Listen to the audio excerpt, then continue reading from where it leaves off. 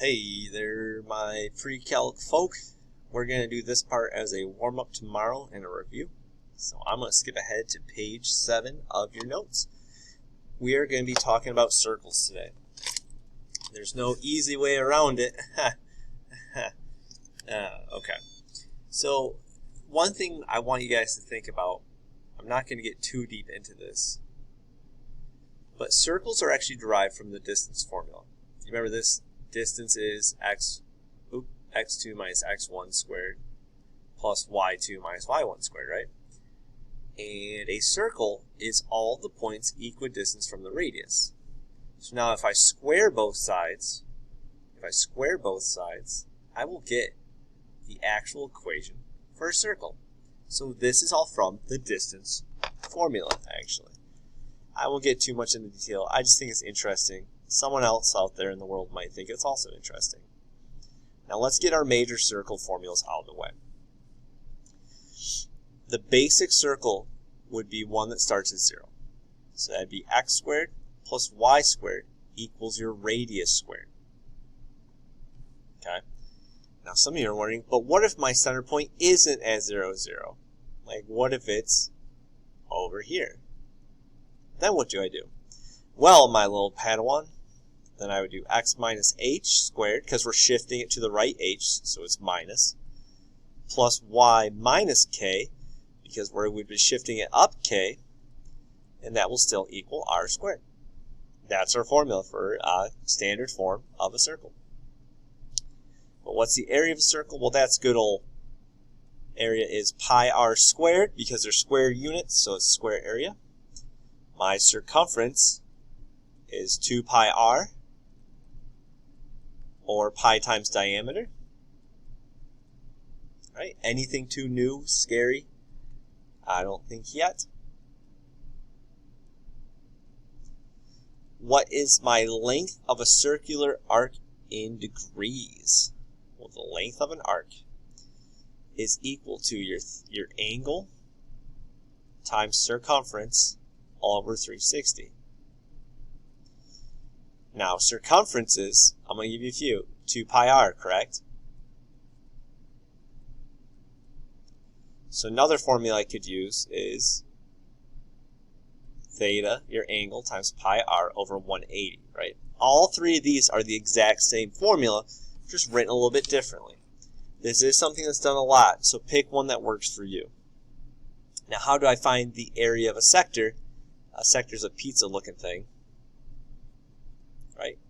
That one is also going to be degrees times area over 360, part over whole times by the area. So if you wanted to write it as theta times pi r squared over 360, that would also suffice. Oops. Sorry about that. Someone came in my room. Alright, let's keep on going. Alright, write the equation of a circle.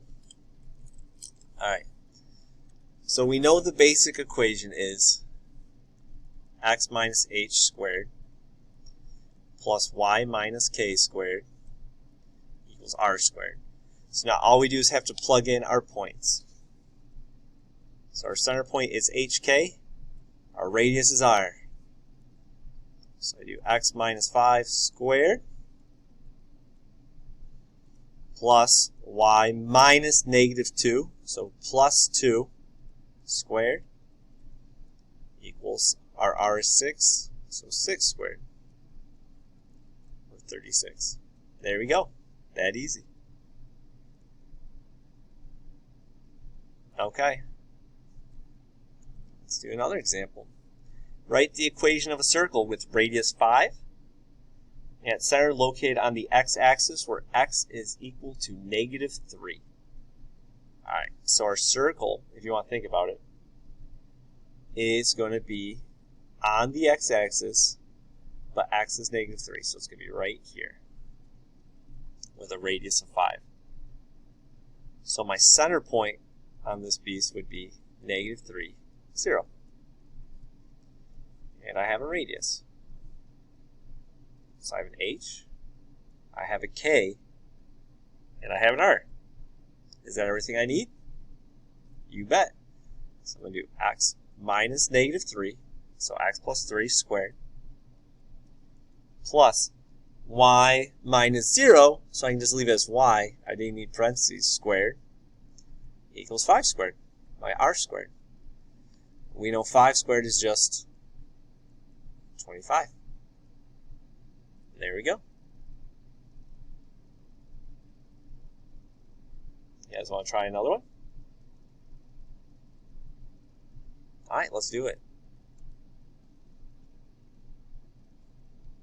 I'm going to go 10 minutes. All right, let's write the equation for a translation of x squared plus y squared equals 4 by 3 units to the right and 2 units down. Okay, I can do that. So my original circle is at 0, 0. So my original is at 0, 0 because h and k are 0 and 0.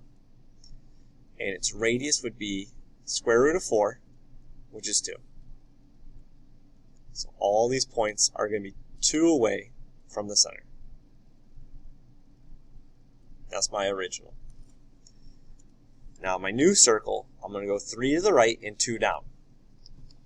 So 3 to the right gives me a center at 3, 2 down, negative 2.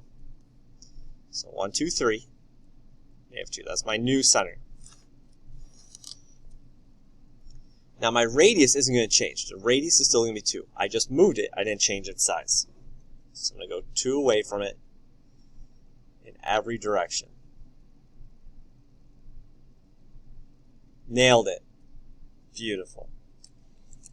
So that's my new circle. Now what I'm trying to find, well, I drew both of them. Now what I want to find is the distance between these two centers. Now there's 2 ways I can think about to find distance. I could use the distance formula or I could use the Pythagorean theorem. I'm going to use the distance formula on this one just because I won't always have the picture. And remember, distance equals, from up above, square root of x2 minus x1 squared plus y2 minus y1 squared. Now again, I could use Pythagorean theorem and make this into a right triangle. I'm not going to.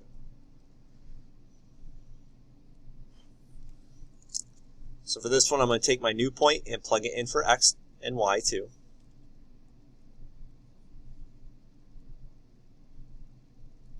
And I'm going to take this one, plug it in for x and y1. So I'm going to do 3 minus 0 squared plus negative 2 minus 0 squared. Alright? Alright, 3 minus 0 is 3.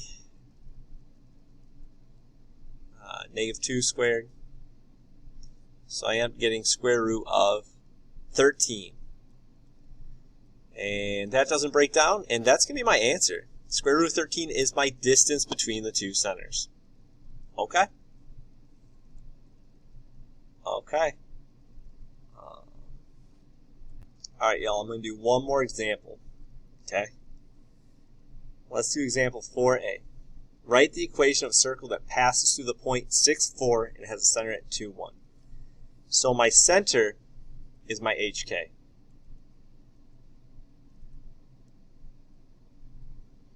Right? And I have a point, 1 point. So I have an x and a y coordinate. So I have an x and y that are on the circle that equals 6, 4. So I have a center, but I don't have a radius. So I need to find the radius. So let's think about our equation. Our equation is x minus h squared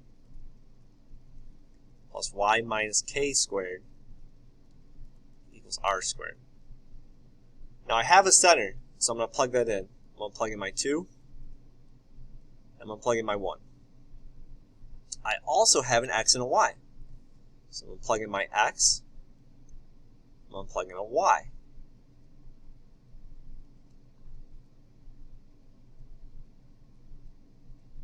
So again, I plugged in my x and my y, 6 and my 4.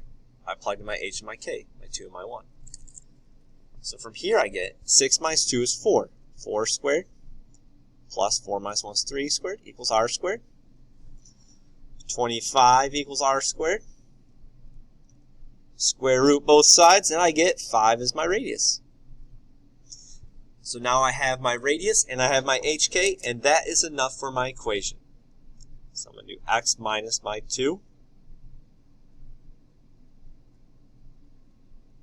plus y minus my 1 equals my radius squared. Oops. Which is 25. Alright.